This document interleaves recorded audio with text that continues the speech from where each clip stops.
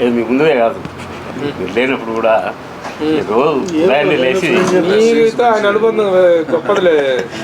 నిజంగా మనం ఎంతమంది ఉన్నాము, సరే నువ్వు ఎందుకు అంత సన్నిహితం అయ్యావు అనేటువంటిది వెళ్ళే అద్భుతం, గొప్ప అనుబంధం మీద. నేను ఆఫీస్కన్నీ మాట్లాడుతూ ఏంటా జర్నలిస్టుల పరిస్థితి ఏంటి, ఎవరేంటి అని ఒక పేరుని అడిగారు. ఉంటాం సార్, ఒకరు ఇద్దరు ఏదో ఊర్ల కాడ ఆస్తులు అమ్ముకొని వచ్చి ఊర్లో హైదరాబాద్లో ఇల్లు కట్టుకునే వాళ్ళు అందరూ.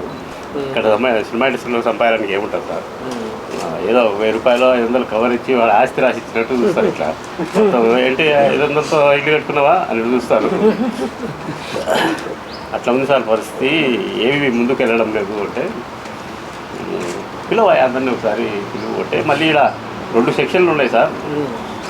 వాళ్ళు ఒక దుకాణం పెట్టుకున్నారు పక్కన, ఇదొకటి ఉంది అంటే ఆ అసోసియేషన్ ఈ అసోసియేషన్ కాదు, జర్నలిస్టులందరినీ రమ్మను.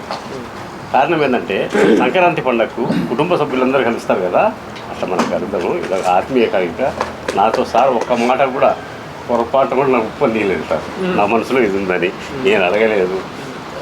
అయితే నేను అందరూ చెప్పిన సారు ఏదో ఆత్మీయంగా మాట్లాడాలన్నాడు మనతో అని చెప్తేనే ఈ మధ్య కాలంలో ఈ 10 ఏళ్ల కాలంలో ఎవరు 41 మంది వచ్చారు, ఏమీ లేకుండా ఏంది కేవలం సార్ను కలుద్దామని. సార్ను చాలా కాలం అయింది. దాంతోపాటు పెద్ద సార్లు ఇద్దరు ఎంత ఆప్యాయంగా, ఇంతకుముందు చెప్పిన మన ఆంజనేయ శాస్త్రి గారు చనిపోతారనగా ఒక రోజు ముందు 5000 డబ్బులు పంపించారు. నేను కూడా అక్కడి నుంచి ఇక్కడికి ఉండే కాబట్టి నేను తీసుకుపోయి ఇచ్చాను. పొద్దున్నే ఆయన కర్మకాండలకు సరిపోయింది అనమాట. అట్లా మనకు చాలా విధంగా అంటే జర్నలిస్ట్ లైఫ్లో బస్సులు పెట్టి రాజమండ్రి అక్కడ ఇక్కడ బెలూమ్ గుహలు అన్ని అనుభవాలన్నీ సార్ వాళ్ళతోనే ఉన్నాయి మనకు. అక్కడికి పోయినా కూడా మనం ప్రత్యేకంగా చాలా సార్ను నేను ఫస్ట్ కలిసినప్పుడు జర్నలిస్టుల మీద ఎలాంటి ఆయనకు అభిమానం ఉందో అది ఇసుమంతా కూడా తగ్గలేదు, ఇప్పటికీ అదే ఉంది. కాకపోతే మనందరం మనం కార్యవర్గ సభ్యులందరినీ దీన్ని పునరుజ్జీవం పోయడానికి కారణం ముఖ్యం సారే. ఇప్పుడు మన మన అసోసియేషన్ నుంచి పోయిన వాళ్ళు కూడా తిరిగి మళ్ళీ మేము వస్తాము అని అంటున్నారు. వాళ్ళు కూడా మన సోదరులే, ఏదో ఆశించి వెళ్ళారు. కాకపోతే ఈ 2 సంఘాలు కలవడం అయితే కుదరదు, మన పోయిన వాళ్ళని తెచ్చుకోవడమే. కానీ మన దగ్గర నుంచి వెళ్ళిన వాళ్ళు మరొకసారి ధన్యవాదాలు సార్. సురేష్ మాట్లాడు. శ్రీనివాస్ గారని ప్రతి ఒక్కళ్ళు కోరుకునే విధంగా లైఫ్ లాంగ్ మా ఫ్యామిలీ మొత్తం తరతరాలుగా గుర్తుపెట్టుకునే విధంగా మీరు చేయబోయే పనికి అందరూ కృతజ్ఞతలై ఉంటారండి.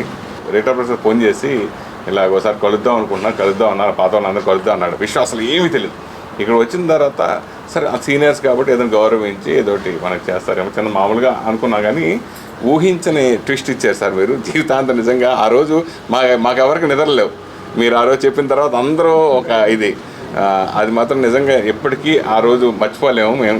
నిజంగా శాశ్వతంగా ఆ రోజు మాత్రం గుర్తుండి దీన్ని సద్వినియోగం చేయడానికి మా రీటా ప్రసాద్ గారు ముందుకు వచ్చి ఆయన సహకారంతో ఇది నెరవేరుతున్నందుకు ఇంకా మరింత సంతోషంగా ఉంది. నిజంగా కొత్త ఉత్సాహం ఇచ్చారు సార్ మీరు, మామూలు విషయం కాదు. భూస్థాపన ఎవరి ఉన్నాయి డబ్బులు కొంత ఉన్నాగా ఎంతగా పనిచేస్తుందో ఆ టైప్లోకి వచ్చేసింది. ఎంత బాధేస్తుందో, ఎన్ని రోజులు స్ట్రగుల్ పడ్డాను నేను, నేనున్నప్పుడు ఇవన్నీ జరగాల అనే బాధపడ్డా. దాన్ని కొత్త ఉత్సాహం దీన్ని నిలిపినందుకు నిజంగా many thank you sir, thank you so much, ధన్యవాదాలండి.